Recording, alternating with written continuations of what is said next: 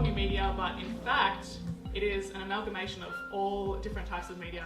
Blogging is a great way to kind of like hone your skills and have, you know, you might not have a huge audience, but at least you might have some people reading it and you can get better and you don't have much pressure on you really to improve your skills.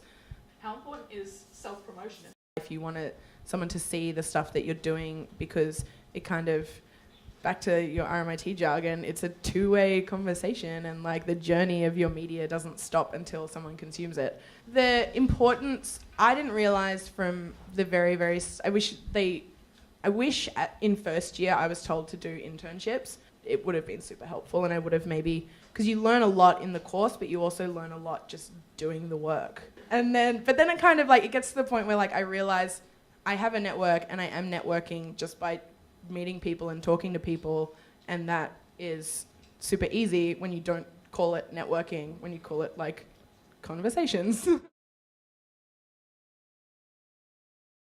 For me, digital's always been there. It's always been an integral part of communications, and when I say digital, I don't mean gadgets and technology. I mean the humanity behind digital and how people use and access information with digital media.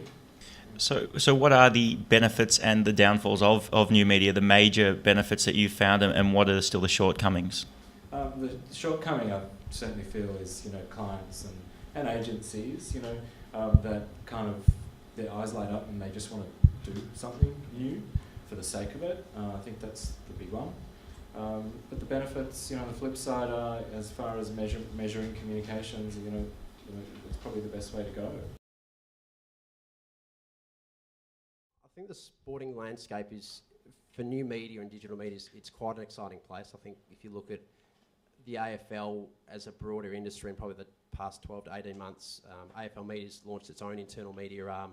There's a lot of investments going into clubs to be able to produce their own content. I think that's a really exciting opportunity for people moving into the industry for the first time, is that you might have done a journalism degree and thought at the start of it that I'm going to be the next sports journalist at the Herald Sun, and I'm going to be the next news anchor on, you know, Channel 10. So I think there's all those opportunities opening up for new people to come in. What it means is that for people that are already in the industry, there's more responsibility, there's a greater opportunity to produce your own content and to do some pretty cool new things. I think as you educate the people, as your coaches and other members of the playing staff as to how we can market a club and how we can create a brand, and it's like Jim was talking about, is the perception of what your club looks like. I think it's an exciting opportunity, and for a club that I guess we finished 15th on the ladder this year, but you know we're seeing a fair few promising signs for the future, is that you know we can go on that journey with them and build a club that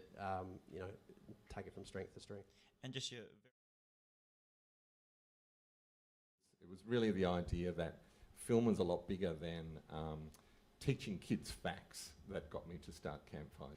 From 2007 through to 2010 we ran a live event. So we ran the Campfire Film Festival, which was the first one. We're doing another one. We've had another two.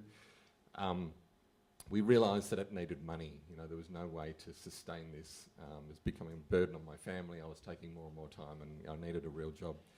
And I came in contact with a group called Social Traders, who take someone with a passion, a mission to change the world through film was mine, and turn it into a business study, a business, business model, put a business model behind it so that it actually generates enough funds to sustain itself. You might have heard of Without a Box. That's a way to submit your film to any film festival around the world. We've got an account, so films come to us that way, which is a really big sort of indoor to getting into the collection. We'd like to thank everyone for coming, and make sure you fill in your compulsory HD sheets and then hand them up at the back of the room. And again, we'd like to thank our lovely teachers, the techs, and the rest of the group who've worked really, really hard for today.